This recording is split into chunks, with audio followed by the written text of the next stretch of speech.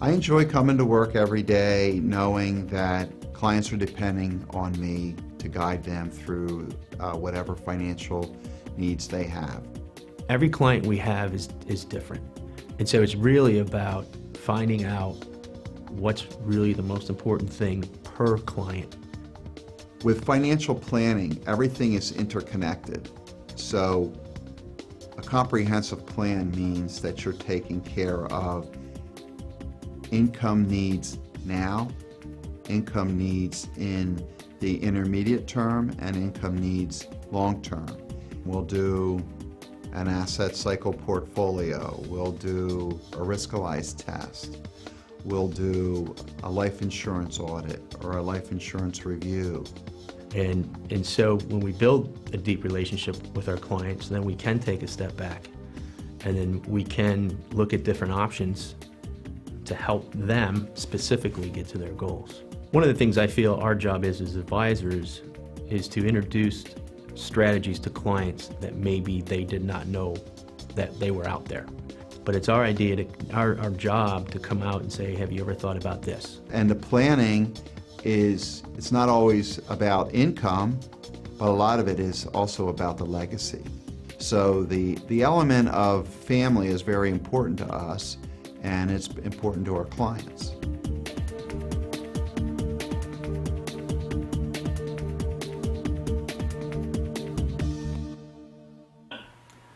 Hello, my name is Steve Jablonski, and I'm the host of Financially Speaking with Jeff Bush. Being that it's tax season, we're going to talk about a couple topics today. One about the tax environment, and then the second thing is what are some of the savings vehicles that will help secure a retirement but also help on the taxes.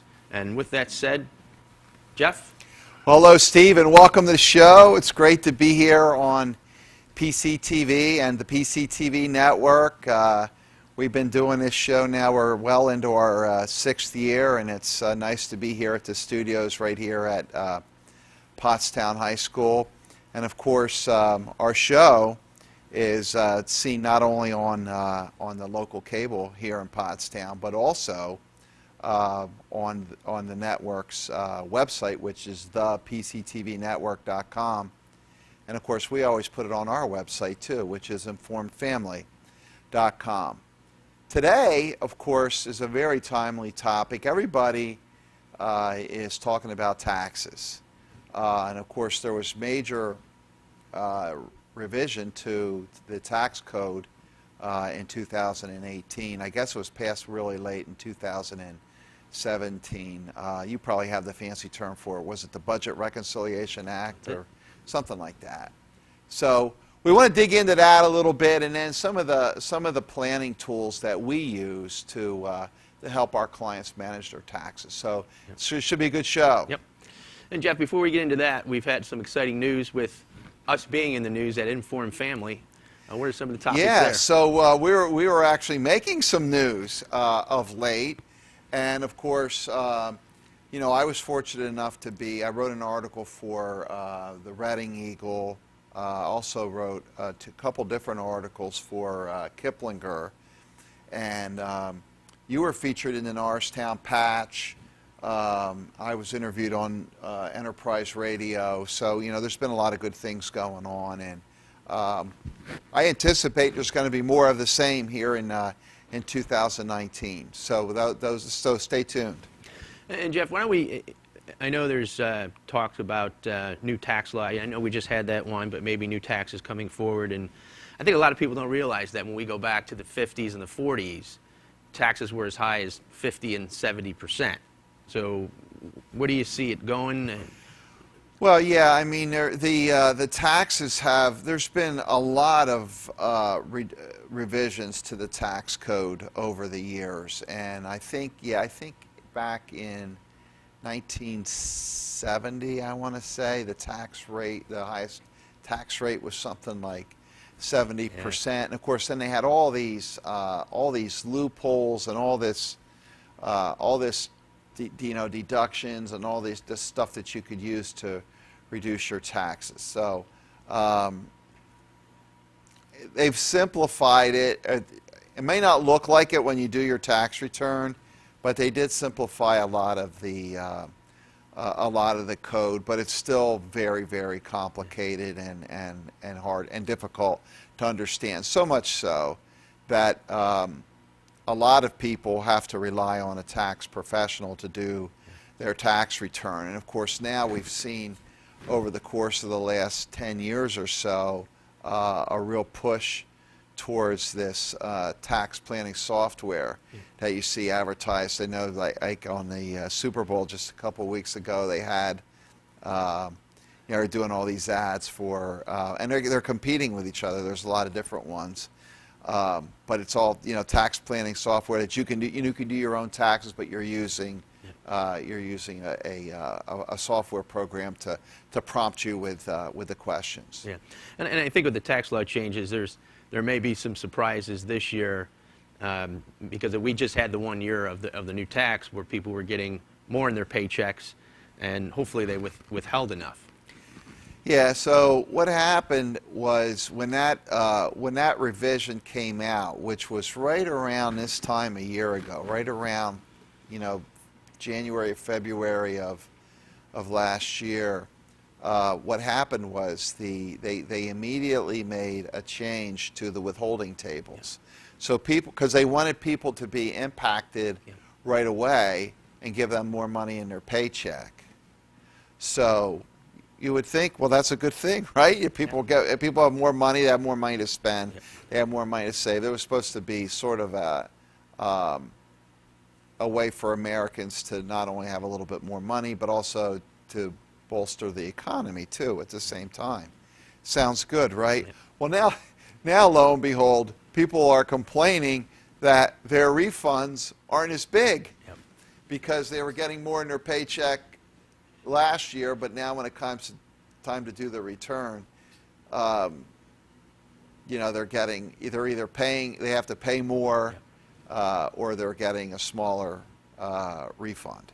So it's a little crazy, and really what it does, Steve, it really accents the need for planning. You really got to try to figure this stuff out so you know what your tax liability is going to be, so you can plan and withhold the right amount for your paycheck. And I know it was a pretty massive tax overhaul, but I'll just hit on a couple key points. Is that the tax brackets were lowered. So the 15% went to 12, the 25 went to 22, the standard deduction is up to $24,000 per couple, which is pretty good. But we also eliminated some of the state and local taxes are limited to $10,000. So we'll see. And they eliminated the exemption. Yep. Yeah. So this is really the first year of that, and people can meet with their accountants and planners. And so there was really a lot of pluses and minuses. I think for the most part, people are getting a reduction. Not everybody, but most people. This is really a benefit to them, and it's major tax overhaul, and of course no sooner than the ink was dry on that. Now they're because we had a major change in the Congress in the last election, and now they're talking about another overhaul to the tax code. It's going to make it go the other way. Yeah, the other way. So who knows? But that's the one constant, is the change. In taxes. There's always taxes. There's been, I think, since the tax code was incepted, probably about 100 or so years ago, I think there's been like an average of like once every 3 years there's a significant revision to the tax code. And Jeff, one of the articles that you wrote for Clippinger was about how the saving for retirement has changed, and that environment is a lot different than it was for our parents. And why don't we get into that a little bit, and what's that look like? Well, this is, I like to say this is not your father's retirement. Retirement today is very different than it was just a generation ago, when people were reliant primarily on Social Security and a pension from a company or an institution that you worked for a long time. And with that, there was no significant reliance on savings to get you through retirement, and as a result, you weren't so dependent upon the performance of the stock market. Well, the landscape of that has changed dramatically, whereby today, if you work for a private corporation, the pensions are going away, and in most cases have gone away. We see, some people are still, grandfathered into some of the older plans, but for new people working today in new jobs, these pensions with private companies are non-existent. So what that means is the consumer has to take responsibility for saving for their retirement through 401k plans that are offered through work, or IRA plans that are self-directed, and then you have to manage the the investments and the risk and all those types of plans. So it's really, it can be overwhelming, but the responsibility has been put into the hands of the consumer. And some of the statistics that I read is that back in the 80s, that 50, 60, 65% of people had pensions. And today, as you said, that number is less than 10. Yeah, it's probably, if you're working for the government, or you're working for some educational institution, you might still have a pension. But if you're, if you have your own business, or you're working for, even if you're working for a large corporation, those pensions are gone. So, and what they've done in place of it is they've said, okay, well, instead of us giving you a pension, here's what we're going to do. We're going to offer you a 401k. You can contribute to that 401k through payroll deduction, and we'll give you some kind of a match. We'll have a matching formula. So you put in 6%, we'll match that 50%. So we'll put in 3%. So things like that, which we really encourage people to do, because it's, number one, it's forced savings, and that's the best way to build wealth. And number two, if there is some kind of a matching element, you want to take advantage of that. And the other factor, of course, is the deferral of the taxes. We're talking about taxes today, but that's a good way to defer taxes. And for somebody who's self-employed, what options are out there? Well, if you're self-employed, you have through IRAs, you can do you have SEP IRAs or simple IRAs. You can set up your own retirement plan. We like the SEP IRA because the SEP stands for SEP, Simplified Employee Pension. The SEP is a good plan because the formula is based on a percentage of your income. You got to be a little bit careful with these plans, though. With the SEP plans, there's top-heavy tests, meaning that you can't contribute disproportionately to your employees. So if you're a small business and you have a SEP plan, you can't contribute a higher percentage than the employees that you have. So if you're contributing 5% of your income, your employees, you have to put in 5% of their income as well. So that is a consideration. But nevertheless, it's a good option to have a SEP. And when we look at comparing 401ks to IRAs, they both help on your taxes today. In some cases with a 401k, you're very limited to what you can invest in versus an IRA, which is pretty much the whole landscape. And a lot of people will do what's called an in-service distribution. Tell us a little bit about that, Jeff. Well, with a 401k, you're right, Steve. So what happens is you're limited to whatever the menu is of the 401k plan that you're participating in. So you might have, maybe you have a dozen choices. Maybe you have some stock mutual funds, bond mutual funds, maybe a money market or some kind of fixed account option. These target funds are popular now, where they target a specific retirement date. But with an IRA, as you said, you could do just about anything. There are some restrictions, but not many with an IRA. So what happens, and what we do, and a lot of times we do this to help manage the risk and help plan for the retirement, is at age 59 and a half, which is the age when you could start taking distributions from a qualified plan without a penalty. Many of these plans will allow you to do an in-service rollover, meaning in-service meaning you're still working and you can roll that money over to an IRA. So the magic behind the 59 and a half is because if you take that distribution in cash, so let's say you don't put it in another retirement plan, it's taxable. Yeah. No penalty, but you're paying the tax on that because you're taking a distribution. But if you do a rollover, if you roll it over into another qualified plan or another IRA, then you're still preserving the tax-deferred status. And that, we have found in our practice over the last several years, that's been a significant part of what we're doing as we help people plan for retirement. And they can continue to contribute and get the match when they do this? Yeah, so so that you can contribute, you can continue to contribute. So you can literally do an in-service distribution on your entire account, wipe it all out, roll it over to an IRA, and then still continue to contribute through payroll deduction, and then still have the company continue to match.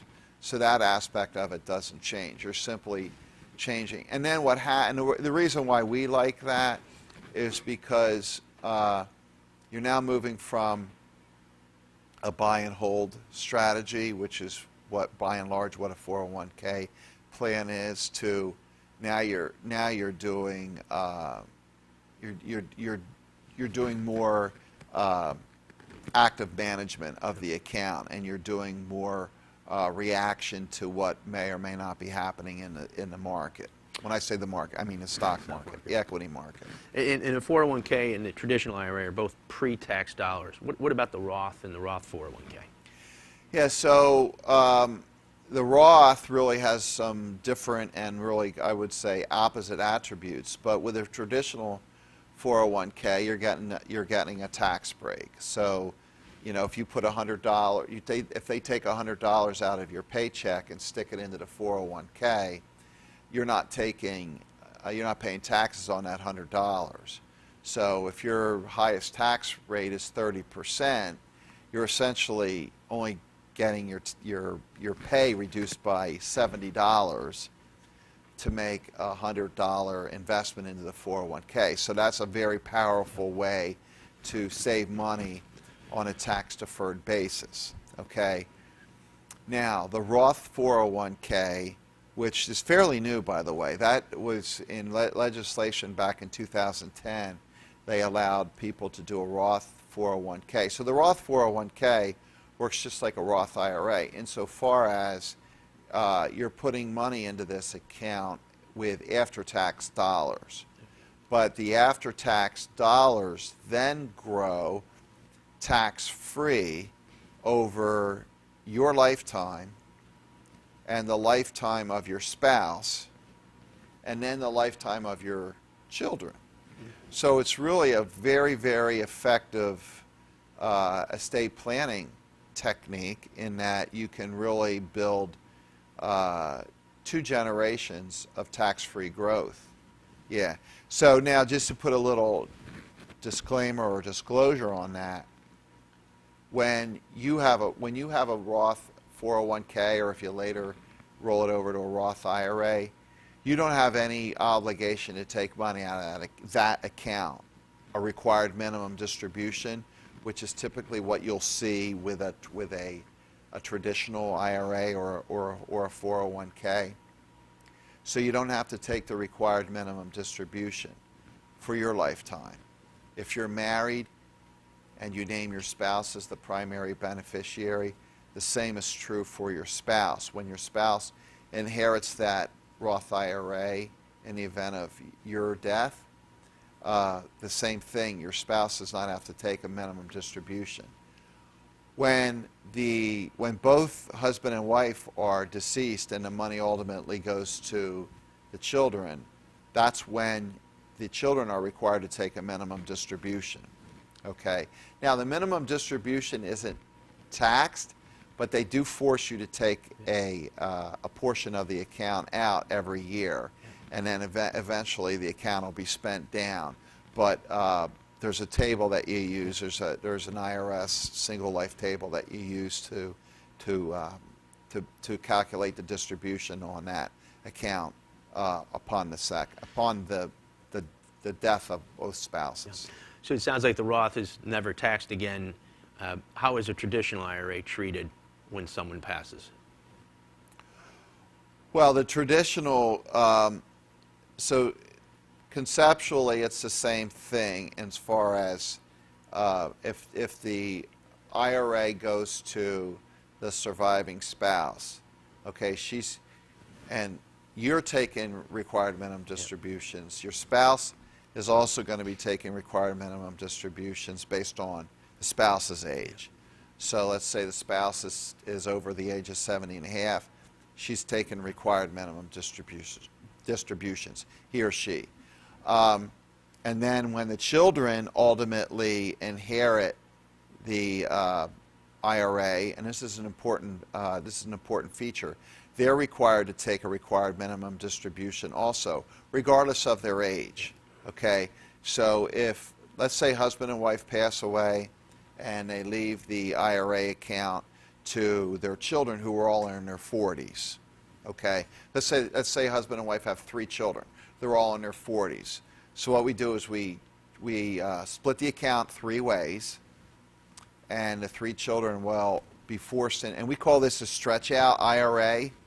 And the stretch out IRA then says, okay, each of the 3 children can now stretch the payments of this IRA out over their lifetime using that same table that I referred to earlier with the Roth, the single life table, and then pay taxes on that amount.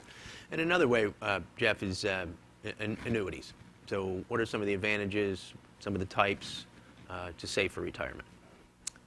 Yeah, so in certain instances, an annuity is a good strategy to use to help plan for retirement, simply because the annuity has some certain features. One feature is tax deferral. So if you don't have an IRA and you want to invest money and defer taxes, an annuity is a good way to do it. Okay, and then there's a couple different kinds. I guess we'll break it down into 3 different categories. There's a fixed rate annuity, there's a fixed indexed annuity, and then there's a variable annuity. So a fixed annuity, fixed rate annuity, simply says, okay, we're going to pay a fixed rate. So these were popular years ago when the interest rate was much higher than it is now. But because you might get, you're getting market-like rates, yeah. And they usually have like a minimum. So like the minimum might be like 3%. It's funny, I just talked to a guy last week who was in my office. He's got a fixed rate annuity. The minimum is 4%. I'm sure the insurance company would love to get rid of that because they don't want to be paying 4%, but that's what the contract is, so he's holding on to it. An indexed annuity have become very, very popular, particularly in the last 20 years. But then in the last 10, there's been a proliferation of these indexed annuities with income benefits. And I'm not sure that's the scope of our show today, but the appeal of an indexed annuity is you don't lose principal. Okay, so if you want to invest, let's say you want to invest $100,000 in an indexed annuity, your principal of $100,000 is protected, and then it's going to make money based on the performance of an underlying index.